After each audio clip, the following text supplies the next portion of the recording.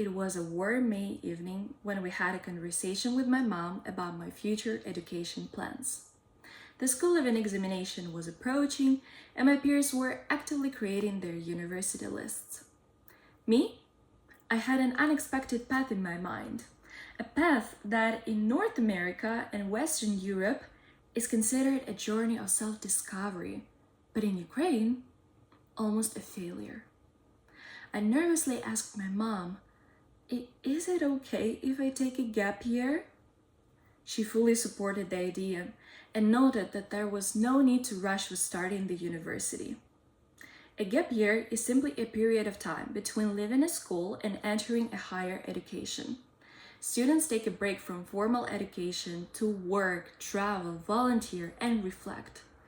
I dared to take this dubious, what are you waiting for path to pursue my dream, studying at a top US college. From then on, I prepared for the SAT, successfully passed it, and worked diligently on my applications.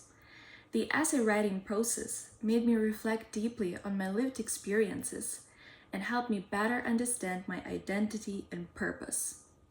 I knew I was passionate about economics, but while writing my personal statement, I discovered that my curiosity extends further.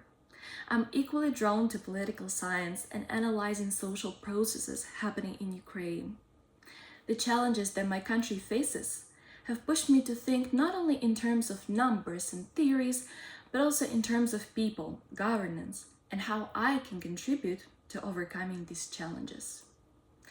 On my path, I have also met driven students from other countries with whom we shared everything from application tips and essays to our fears and hopes.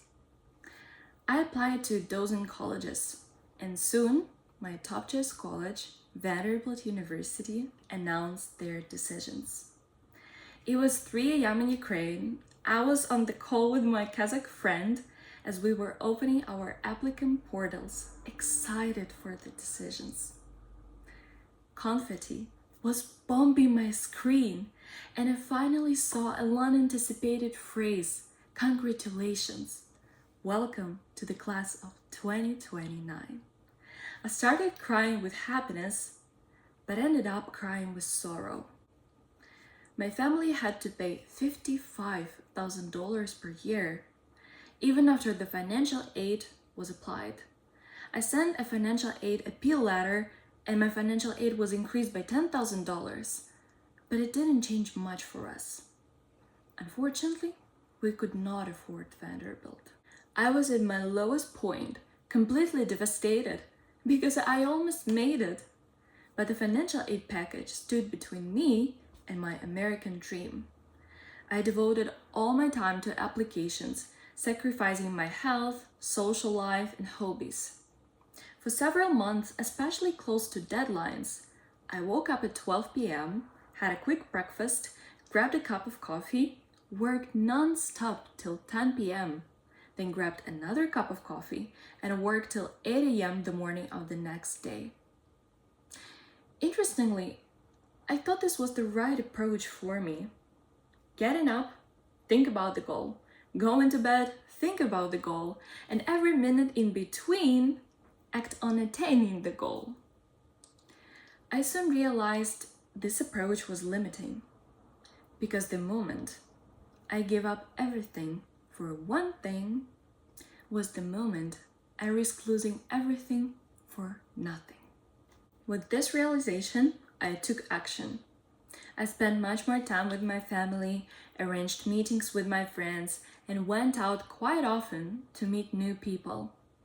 Instead of nurturing my brain exclusively, I began nurturing my body doing regular yoga sessions. As energy started circulating in my body, new ideas on how I can improve my community were entering my mind. I initiated the creation of Generation 50 website because I want our club to expand, giving more young people the chance to practice leadership, find their voice, and connect to peers all around the world. Additionally, I spent more time on guiding my Generation 50 mentees, supporting people in presenting their unique stories in front of the audience effectively and witnessing how they become more confident in public speaking is what makes me genuinely happy. I give back, and that's what makes me human. Some people ask me, don't you regret taking a gap year? And my answer is no, not for a single day. By taking a gap year, I filled a gap within myself of not understanding that for me, there is a better approach to putting all my energy into one basket. If I hadn't stepped on this expected path of entering university right after the high school, I most probably wouldn't have discovered it. This year, I finally entered the college. But who knows? Maybe I will take another unexpected path that will lead me to growth and new understandings.